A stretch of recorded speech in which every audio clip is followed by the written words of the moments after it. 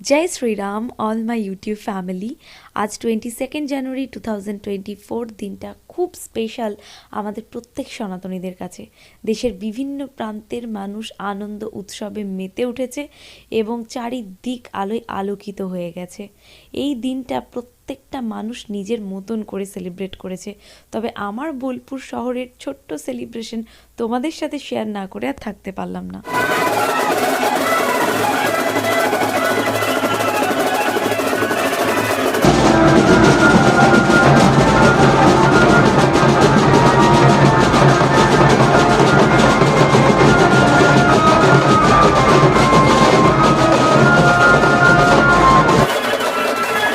বাড়ি ফেরার সময় রিসিভ করলাম মিন্ত্রার দুটো পার্সেল।